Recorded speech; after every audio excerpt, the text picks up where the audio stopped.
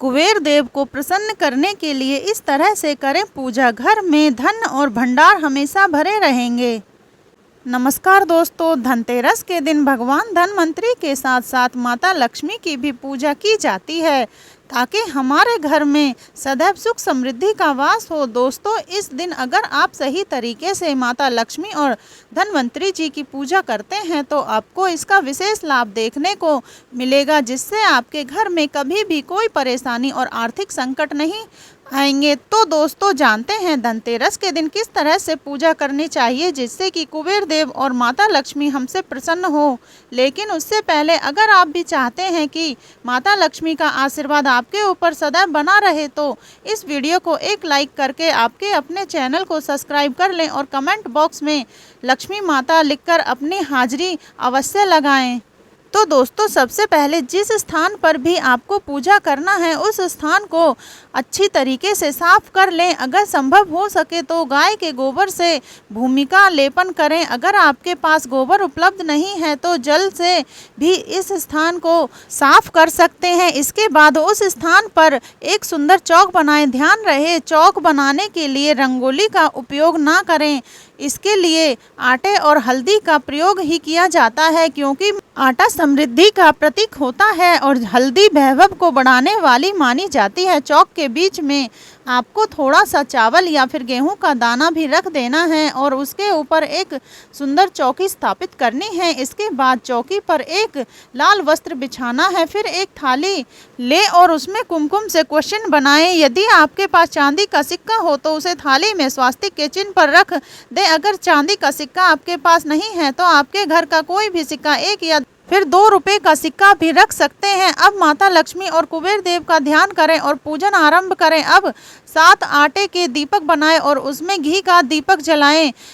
दियों में लंबी बाती का उपयोग करें, क्योंकि यह माता लक्ष्मी के पूजन में बेहद ही शुभ माना जाता है। इन 7 दियों को प्रज्वलित करें। एक दीपक तेल का भी लेंगे जो कि उस स्थान पर रखा जाएगा जहां आपने सिक्का रखा है। दीपक माता लक्ष्मी के दाएं हाथ की ओर यानी कि आपका बाएं हाथ की ओर रखा जाएगा, जबकि घी के दीपक माता लक्ष्मी के बाएं हाथ की ओर यानी कि आपका दाएं हाथ की ओर रखा जाएगा। अब उसे थाली में कुमकुम, हल्दी, रोली, चंदन, मोली, लाल धागा, अमर बेल के टुकड़े, कमल गट्टे, हल्दी की गांठें और चावल रखें। चांदी के सिक्के और अन्य सिक्कों का जल से स्नान कारण और फिर कुमकुम, रोली, चंदन आदि से पूजन करें। इसके बाद उन सिक्कों पर मोली लपेट दें। पहले आपको चांदी के सिक्के पर मोली लपेटनी है, फिर उसके बाद सिक्के पर जल का छिड़काव करना है और उसके बाद सिक्कों का पूजन करें। अब हल्दी में भिगोए हुए चावल लें और उन्हें उल्टे हाथ में लेकर गणेश जी का स्मरण करते हुए माता लक्ष्मी पर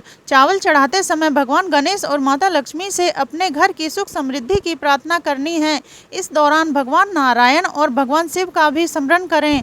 अब अमर बेल के 7 टुकड़े और हल्दी के गांठें माता लक्ष्मी को अर्पित करें। अमर बेल जो कि बिना पानी के भी पनपती है, यह हमारे जीवन में समृद्धि का प्रतीक मानी जाती है। जैसे अमर बेल निरंतर बढ़ती रहती है वैसे ही हमारे घर के वैभव में भी बढ़ोतरी करती है। आप पिसी हुई हल्दी ले और उसे 7 बार सिक्कों पर चढ़ाएं और साथ ही अपनी मनोकामनाएं माता लक्ष्मी से कहें और साथ ही भगवान श्री गणेश का विस्मरण करें। अब जो भी मिष्ठान आपके घर में हो, चाहे शक्कर हो या फिर मिश्री या कोई मिठाई, उसे माता लक्ष्मी को भोग के रूप में अर्पित कर दें। अंत में जो 7 घी के दीपक आपने प्रज्वलित किए हैं उसे माँ लक्ष्मी की आरती उतारें और उन्हें समर्पित करें। यह दीपक घी या तेल के हो सकते हैं। इन दीपों में आप रुई की बाती का प्रयोग करें और प्रत्येक दीपक को अच्छे से प्रज्वलित करें। जब आप 7 दीपक जलाएं तो उन दीपों से माता लक्ष्मी की आरती उतारते आरती करते समय मन में माता लक्ष्मी से प्रार्थना करें, हे हमारे घर में बहुत कष्ट और पीड़ा है। हम भगवान शिव, कुबेर, भंडारी, कुबेश्वर, महादेव और भगवान नारायण और विश्वास रखते हैं। कृपया आप हमारे घर में पुण्य विराजमान हो और हमें अपने आशीर्वाद से धन्य करें। और साथ ही आपको माँ की एक मनोकामना भी उनके सामने प्रकट करनी है। इसके बाद आपको अपने सच्चे दिल से उनका ध्यान करना है, जिससे माता लक्ष्मी की कृपा आपको प्राप्त होगी। 7 दीपक जीवन के 7 प्रमुख क्षेत्र का प्रतीक होते हैं: धन, स्वास्थ्य, संतान, समृद्धि, ज्ञान, धन्य और सुख शांति। इन दीपों के माध्यम से हम माता लक्ष्मी के जीवन के सभी क्षेत्रों में उनकी कृपा की याचना कर रहे हैं।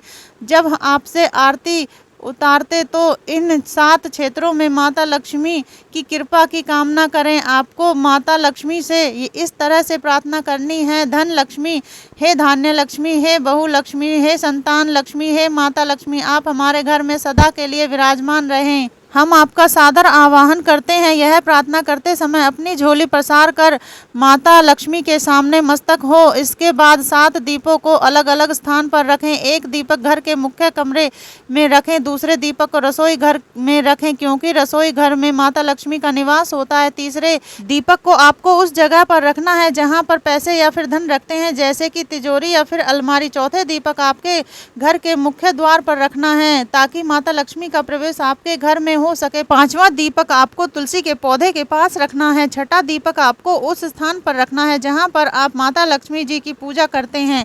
इसके बाद आखिरी दीपक यानी कि 7वां दीपक को उस स्थान पर रखें जहां पर भगवान शिव या फिर विष्णु जी का पूजन किया जाता हो, क्योंकि लक्ष्मी माता भगवान विष्णु जी की पत्नी हैं और भगवान शिव की कृपा के बिना कोई कार्य पूर्ण नहीं होता। अगर आपने धनतेरस पर धनवंतरी की पूजा की है या कोई विशेष सामग्री खरीदी है जैसे कि तांबे का पात्र, सोना या चांदी, तो सामग्री का भी पूजन उसी दिन करें। यह सामग्री घर में समृद्धि और स्वास्थ्य का प्रतीक होती है। आप तांबे के पात्र या फिर अन्य सामग्री की पूजा करते हैं तो माता लक्ष्मी उस सामग्री के माध्यम से आपके घर में धन धान्य की वृद्धि करती है और घर में धन दौलत और खुशहाली की कोई कमी नहीं रह जाती। दोस्तों, यह तमाम जानकारी जनरुचि को ध्यान में रखकर दी जा रही है। वास्तुशास्त्र के उपाय को अपनी आस्था और विश्वास पर आजमाएं। वीडियो का उद्देश्य मात्र आपको बेहतर सलाह देना है। इस संदर्भ में हम किसी भी प्रकार का कोई दावा नहीं करते हैं। अगर आज की यह जानकारी पसंद आई हो तो वीडियो को लाइक करें और चैनल को सब्सक्राइब कर लें। धन्यवाद।